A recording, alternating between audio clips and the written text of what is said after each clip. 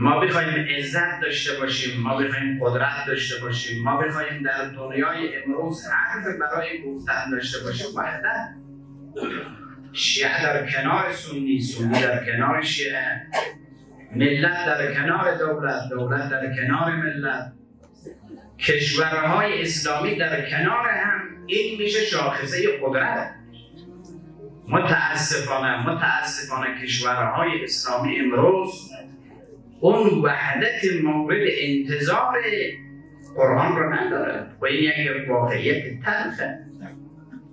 در فلسطین چه میگذره، در لبنان چه میگذره، از نگاه عده و تعداد صهیونیست‌ها 10 میلیون آدم بیشتر نیست. مسلمان ها بالای 1.5 میلیارد جمعیت داره، جمعیت قابل توجه، اما متاسفانه مرزبنده هاست، یکی شیعه شده، یکی سنی شده، یکی این کشور شده، یکی آن کشور شده، یکی چنین است، یکی چنان است. شما ببینید در فلسطین چی میگذره و این چند معنا داره. یکی شکست اخلاقی بشر امروز در صحنه اخلاق شکست خورده، در صحنه معنویت شکست خورده. صهیونیست‌ها یک ملت رو قتل عام میکنند، یک کشور رو ویران کرده، یک صلح نیمبند بود، یک آتش بسی بود، همین روزها اون رو هم شکسته.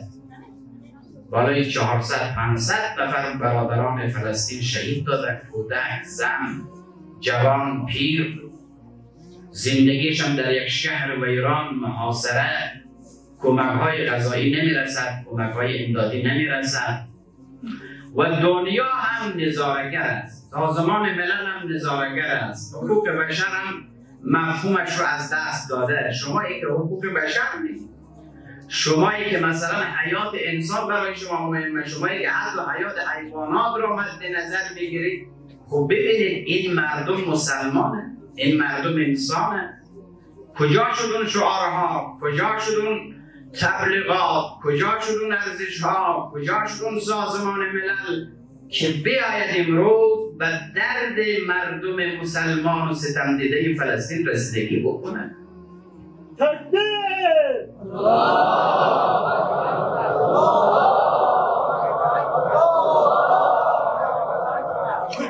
اینه که واقعا انسان ناامید میشه.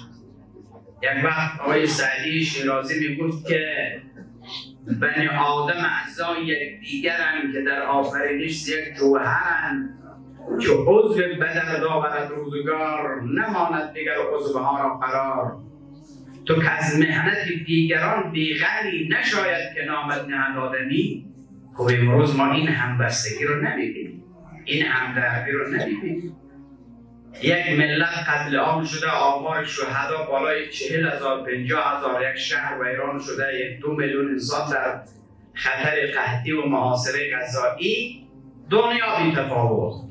خب حالا دنیا هم به کنار، این کشورهای اسلامی چی شد؟